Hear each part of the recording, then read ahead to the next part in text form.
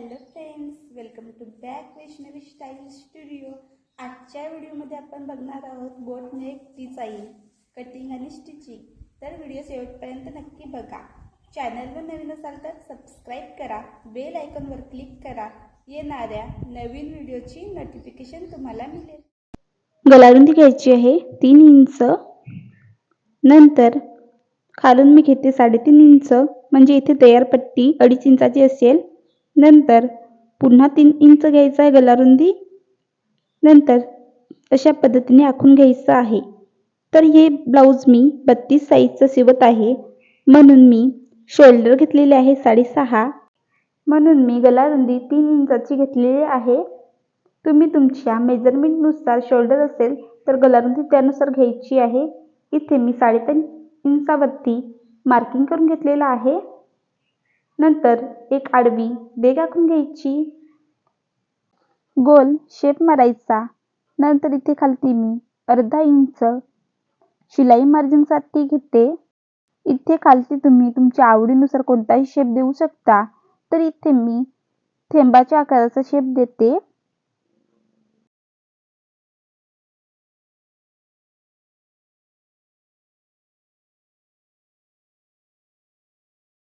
अशा पद्धतीने आपण ड्राफ्टिंग करून घेतलेली आहे. आता कटिंग करायची आहे. तर दाखवल्याप्रमाणे कटिंग करून घ्यायची.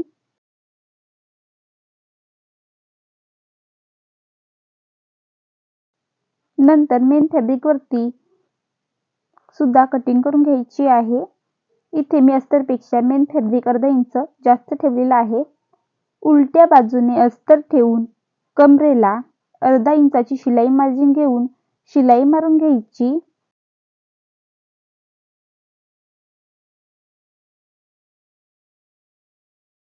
कमरेला शिलाई मारून झाल्यानंतर दाखवल्याप्रमाणे गळ्याला अर्धा इंचाची शिलाई मार्जिन घेऊन शिलाई मारून घ्यायची.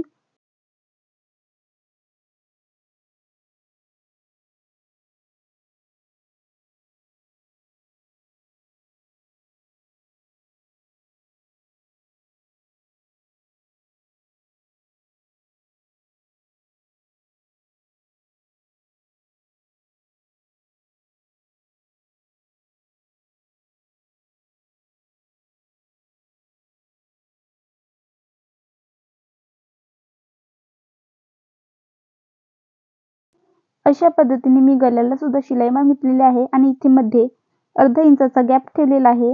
नंतर अशा पद्धतीने कटिंग करून घ्यायचं.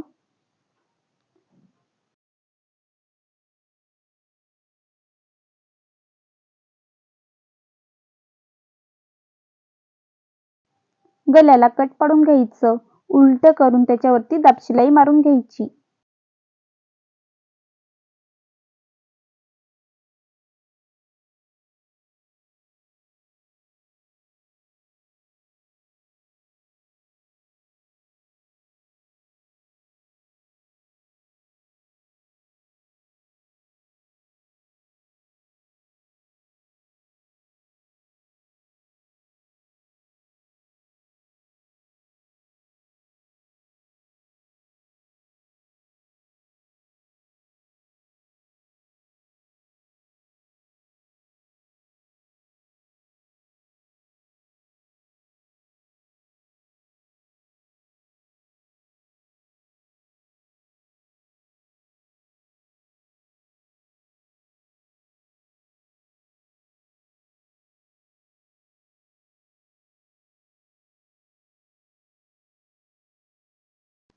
कमरेला आणि गळ्याला दाब शिलाई मारून झाल्यानंतर अस्तरला साईडला शिलाई मारायची आणि अस्तरपेक्षा जेवढा एक्स्ट्रा कपडा आहे तो कटिंग करायचा.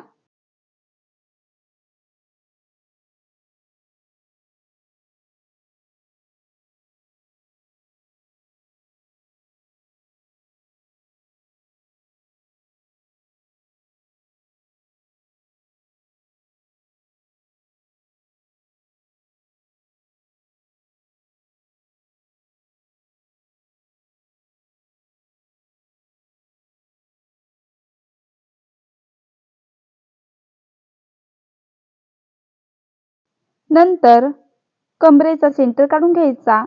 सेंटर पासून अशा पद्धतीने फोल्ड करून घ्यायचं. नंतर रुंदीला अर्धा इंच आणि सरळ 3.5 इंच घ्यायचं आणि अशा पद्धतीने टक्स मारायचा. तुमची जर साईज जास्त असेल तर तुम्ही उंचीला 4, 4.5 अशा पद्धतीने घेऊ शकता. याच पद्धतीने दुसरा साईडचाही टक्स मारायचा. ओपन बाजू आहे इथे आपण सुईने 2-3 टाके मारून घ्यायचे.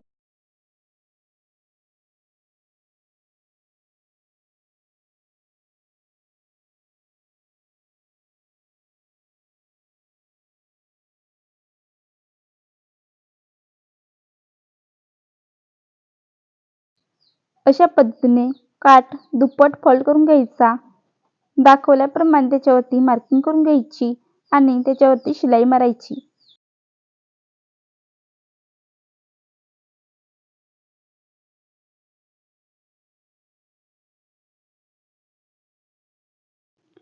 अर्धा इंचाची मार्जिन ठेवून एक्स्ट्रा भाग कटिंग करायचा. कट पाडायचे. उलट करून त्याच्यावरती दाब शिलाई मारायची.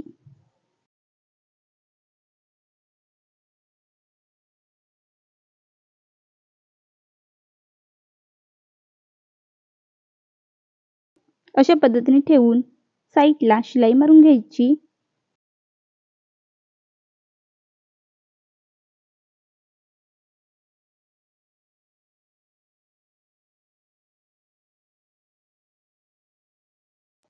नंतर पोटली बटन तयार करायचे आहेत. एक चौकोनी फॅब्रिक कटिंग करून घ्यायचा. त्यामध्ये काढलेला फॅब्रिक टाकून राऊंडमध्ये अशा पद्धतीने धागा फिरवायचा. आपलं पोटली बटन रेडी होईल. त्याच पद्धतीने अजून आपण पोटली बटन तयार करायची आहेत. नंतर अशा पद्धतीने मार्किंग करायचे जिथे आपण पोटली बटन अटॅच करणार आहोत.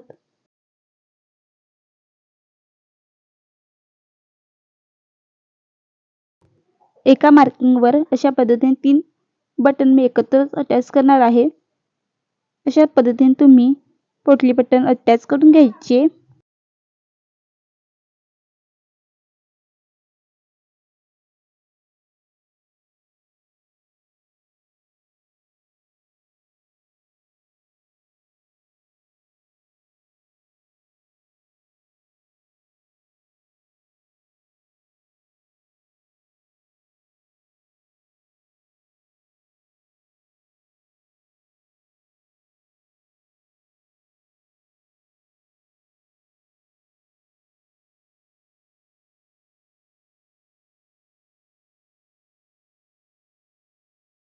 पुढचा भाग आणि बाही जोडून आपली डिझाइन कंप्लीट होईल. व्हिडिओ आवडला असेल तर लाईक करा, सबस्क्राईब करा.